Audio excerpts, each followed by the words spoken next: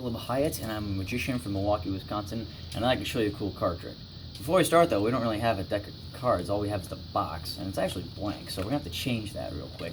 Now, we still don't have the cards, so we're going to have to box this up, kind of make it look like it would be a box, just like when you get it out of the store. I'll toss that aside for now.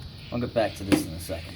Now, usually when I do card tricks, people always want to name a card. Picking a card is cool, but they don't trust me, so they want to name cards, and that's totally cool. But for this trick, I'm also going to name one to keep it fair.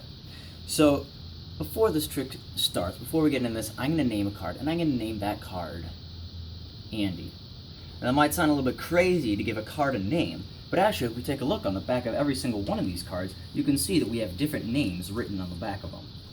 Now, I'll go back to these in just a second, but for now, I'm also going to give you the opportunity to name a card, like I said.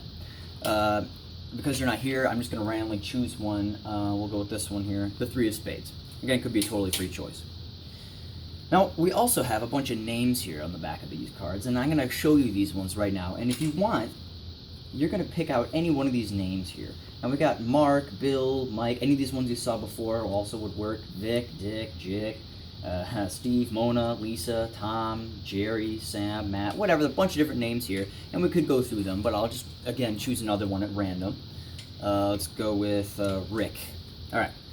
So we have Rick here. And we have a Three of Spades, the card that you named earlier. Now, if we take a look, do you remember that card that I named at the beginning?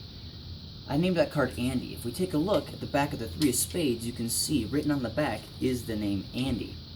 Could be a coincidence, but we're also going to take a look at this name here, the name Rick. This is the name you freely chose, and on the back of that, we have a Seven of Spades. Now, this balloon has been sitting out here the entire time. I'm going to pop it open, and I'm going to see my prediction.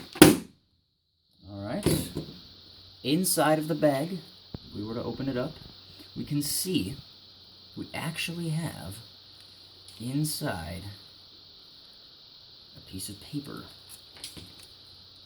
Inside the paper, I wrote down the Seven of Spades.